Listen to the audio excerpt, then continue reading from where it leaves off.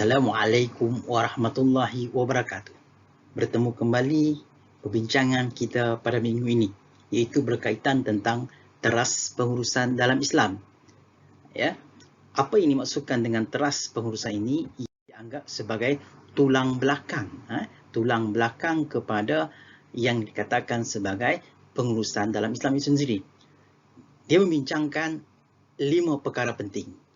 Yang pertama iaitu tauhid. Apa yang dimaksudkan sebagai tauhid? Iaitu pengesaan Allah Subhanahu Wa Taala tanpa sekutu. Iaitu mengesahkan Allah. Ia dianggap sebagai kemuncak hubungan dengan Allah Subhanahu Wa Taala. Kita ini adalah makhluk, Allah sebagai pencipta. Maka dikala dikatakan Allah sebagai pencipta, kita ini dianggap sebagai makhluk, maka layak kita meletakkan pengibadatan kita kepada Allah Subhanahu Wa Taala sekaligus meletakkan keesaan Allah Subhanahu Wa Taala itu sendiri. Allah itu esa. Kemudian yang kedua, khilafah. Okey. Apa yang disebutkan sebagai khilafah? Khilafah ini maksudnya manusia sebagai pemimpin di bumi Allah Subhanahu Wa Taala ni yang ditaklifkan ataupun yang dilantik oleh Allah Subhanahu Wa Taala tidak kepada yang lain. Kelebihan manusia pada akalnya. Ini yang membezakan di antara manusia dan juga makhluk-makhluk yang lain. Kerana akal manusia yang begitu cerdas dan pintar menyebabkan Allah memilih manusia untuk hidup di muka bumi ini. Dan yang ketiga yang disebut sebagai tashkhir. Apa yang dimaksudkan dengan tashkhir itu sendiri? Iaitu ketundukan alam semesta kepada manusia sebagai khalifah. Kalau menurut keterangan, Imam Al-Asfahani menyebutkan bahawa takhsyir adalah pemberdayaan sesuatu untuk tujuan tertentu secara paksa, tanpa alternatif. Maknanya, Allah mencipta alam ini untuk tunduk, akur, ataupun disebut sebagai ketundukan yang total untuk meletakkan manusia itu sebagai khalifah, sebagai ketua yang mampu mentadbir alam ini. Maknanya dalam Al-Quran pun menyebut juga bahawa alam ini tunduk, sistem itu sendiri tunduk kepada apa yang dikatakan manusia itu mampu untuk mengawal keadaannya. Apa sahaja yang ada pada alam ini. Tetapi takluk kepada yang dikatakan sebagai sunnatullah. Pergolakan alam ini siang, malam, itu dikatakan sunnatullah. Tetapi ingat bahawa alam ini secara dikatakan Allah bagi peluang kepada manusia untuk mentadbir apa sahaja kehidupan manusia di muka bumi ini. Dan yang keempat yang disebut sebagai apa? Tazkiyah. Okey.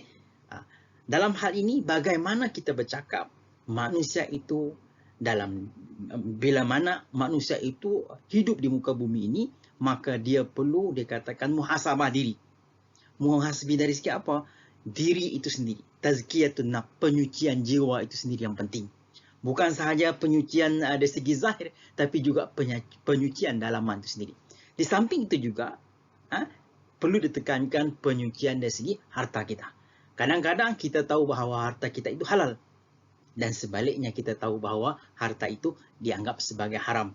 Maka kita perlu menyucikan diri kita dan harta kita ini supaya apa yang kita miliki ini adalah yang benar-benar hak untuk kita. Bukan yang dikatakan yang haram untuk kita itu sendiri. Dan yang terakhir iaitu apa? Teras pengurusan Islam yang terakhir iaitu apa? Karamatul insan. Iaitu apa? Salah satu tanggungjawab utama pemimpin ialah memelihara karamatul insan, iaitu menjaga kehormatan diri dia. Sebab dia ketua, dia menjadi contoh tauladan. Kemudian memelihara moral, ataupun bahasa lain akhlak itu sendiri. Dan keunggulan pribadi supaya dapat dicontohi yang baik oleh pengikutnya. Tidak mungkin seseorang itu menjadi seorang pemimpin ketika mana dia melakukan kebejatan kepada manusia. Apatah lagi kebejatan kepada Allah. Contohnya Fir'aun. Tidak mungkin kita mentaati yang namanya Fir'aun. Kenapa? Dia sendiri mengaku sebagai Tuhan. Ini yang menjadi kita katakan sebagai kita menolak hal-hal yang bersifat yang dikatakan sifat-sifat yang sayyi'ah, sifat-sifat yang jahat dalam kehidupan seseorang itu sendiri. Okey, saya rasa cukup ini saja untuk pertemuan kali ini. InsyaAllah kita akan sambung lagi pada bab yang seterusnya. Assalamualaikum warahmatullahi wabarakatuh. Assalamualaikum warahmatullahi wabarakatuh. Kita masuk perbincangan kita pada bab yang keempat, iaitu berkaitan tentang prinsip pengurusan Islam dalam konteks pengurusan Islam yang kita bincangkan pada pertemuan kali ini. Maknanya apa kita katakan sebagai prinsip itu? Kita akan bincangkan 4 perkara. Okey, apa 4 perkara tersebut? Sebagaimana tertera dalam slide ini, iaitu pertama syura, yang kedua al-adalah, yang ketiga huriyah, yang keempat al-musawah. Walaupun di dalam nota lama ada 8, kita hanya bincangkan iaitu 4 saja pada nota baru ini. Okey, pertama yang kita bincangkan iaitu asyura. Yang pertama, apa maksud asyura? Iaitu sesuatu keputusan, yang mana keputusan itu dalam konteks dalam surah Al-Imran ayat 159, wa amru syura'u bainahum, apa yang dimaksudkan sebagai dan bermusyawarah dengan mereka. Dan yang dimaksudkan syura itu ada 3 keputusan yang kita perlu lihat. Pertama iaitu keputusan yang dikatakan suara bulat, maknanya semua bersetuju dengan pandangan tersebut. Yang kedua, suara majoriti. Apa dikatakan suara majoriti? Ada sebilangan besar yang bersetuju, sebahagian kecil yang pula tidak bersetuju. Dan yang ketiga yang membezakan Islam dengan Barat iaitu suara minoriti. Apa yang dikatakan suara minoriti?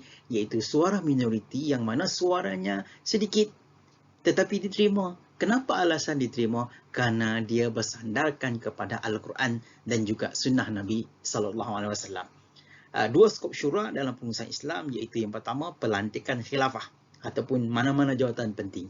Dan yang kedua, membuat sebuah keputusan itu sendiri. Okey, itu yang pertama. Jelas. Yang kedua, iaitu al-adalah. Ataupun yang disebut dalam bahasa Melayu, adil. Apa yang dikatakan sebagai adil? Adil ini maksudnya meletakkan sesuatu pada tempatnya. Bukan sama berat, bukan sama kekuatan, tidak. Tetapi meletakkan sesuatu pada tempatnya. Contohnya, pada perempuan tidak akan sama berat atau timbangannya dengan lelaki. Kerana kekuatan lelaki tidak akan sama dengan kekuatan seorang wanita. Maka kapasiti di antara satu sama lain itu tidak akan sama. Jadi, dalam konteks ini, Islam begitu cantik. Dia tidak menekankan tentang equality yang menurut Barat. Islam menekankan iaitu bagaimana posisi-posisi tertentu yang akan memberi pengaruh terhadap keadilan itu sendiri. Itu yang penting. Yang ketiga, yang disebut sebagai al-huriyah. Apa yang disebutkan sebagai al-huriyah ini? Kebebasan. Memang semua orang nak bebas. Kita tahu, macam masa zaman COVID-19 ini, orang tidak bebas. Duduk dekat rumah saja. Tetapi ingat, kebebasan yang dimaksudkan dalam Islam itu bukanlah seperti mana kebebasan menurut Barat. Kebebasan yang dimaksudkan dengan Islam, dia ada gelanggang dia sendiri. Dia tidak boleh keluar daripada gelanggang-gelanggang yang Allah telah tetapkan kepada kita. Contohnya, tidak mungkin lelaki nak mengubah dirinya, sifat jantina, iaitu kepada perempuan. Dan juga sebaliknya. Sebab gelanggang lelaki adalah lelaki, tidak kepada wanita. Sama juga wanita, tidak mungkin dia nak jadi lelaki sebab Allah sudah menjadikan fitrah dia menjadi seorang yang dikatakan wanita. Okey, kemudian kebebasan bermaksud keupayaan untuk memilih melakukan sesuatu perkara di samping mengikut undang-undang yang telah ditetapkan. Saya katakan sebagai gelanggang. Seseorang individu itu diberi hak untuk beragama, berfikir, bersuara, mencari harta dan sebagainya mengikuti batasan-batasan yang telah dikuatkuasakan. Sama ada undang-undang datang daripada Allah Subhanahu Wa Taala ataupun undang-undang yang diciptakan oleh perundangan negara dan yang dikatakan rule and regulation ataupun adat budaya yang telah diterapkan dalam masyarakat. Contohnya dalam masyarakat Melayu, ada budaya yang bersandarkan kepada syarak, kita kena akur. Dalam surah Al-Baqarah ayat 265, la ikraha fid din, tiada paksaan dalam yang kita katakan tentang memilih sesuatu yang dikatakan pegangan ataupun yang disebut sebagai agama itu sendiri. Dan yang keempat, yang terakhir, iaitu apa? Ia yang disebut sebagai al-musawah. Musawah maksudnya apa? Sama. Sama di sisi undang-undang. Walaupun seseorang itu kapasitinya berbeza, tetapi dari segi undang-undang tetap sama. Pemimpin rakyat, dia beza tinggi rendahnya. Tetapi ingat, pada undang-undang, Allah tidak melihat kepada perbezaan darjat tersebut. Okey. Apa yang dikatakan jenis-jenis persamaan ataupun musawah ini sendiri? Pertama, persamaan terhadap tanggungjawab undang-undang. Ia dikatakan iaitu setiap individu sama ada majikan atau pekerja hendaklah bertanggungjawab mentaati segala undang-undang yang telah diwahyukan oleh Allah Subhanahu Wa Taala. Apa yang telah diperintahkan oleh Rasulullah Sallallahu Alaihi Wasallam. Jika sekiranya puasa, maka hendaklah kita berpuasa, karena puasa itu tuntutan kepada orang yang beriman dan juga orang yang mukallaf. Apa yang dimaksudkan sebagai mukallaf? Iaitu orang yang punya akal. Orang gila, orang tidak siuman, maka dia tidak dikatakan tidak perlu dia melakukan ibadah puasa tersebut kerana dia tidak lazim, dia tidak mampu untuk berakal secara sempurna. Yang kedua, persamaan dalam tanggungjawab terhadap hukuman. Okey, jika sekiranya hukuman itu kepada rakyat biasa, dia juga tetap berlaku kepada pemimpin ataupun ketua dan sebagainya. Kerana apa? Pesalah tetap bersalah, dan pesalah itu tidak boleh ditanggungkan oleh orang lain. Contohnya, anak dia salah, bapa dia kena tanggung. Tak. Orang yang bersalah, dialah yang bertanggungjawab atas hukuman yang dikenakan kepada dirinya itu sendiri. Dan yang terakhir iaitu agihan dan penerimaan kemudahan-kemudahan apa sahaja, seperti apa fasilitas yang ada sekarang ini, agihan bantuan kewangan yang sekarang ini, agihan dan penerimaan semuanya sama.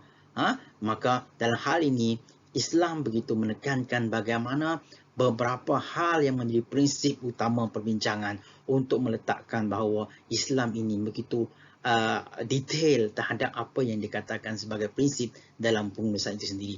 Yang pertama tadi syura, yang kedua al-adalah, yang ketiga al-huriyah, yang keempat al-musawah. Okey, saya rasa cukup itu sahaja untuk perbincangan kita kali ini. InsyaAllah kita akan sambung lagi pada pertemuan yang akan datang. Akhir kalam, wabillahi taufiq wal hidayah. Wassalamualaikum warahmatullahi wabarakatuh.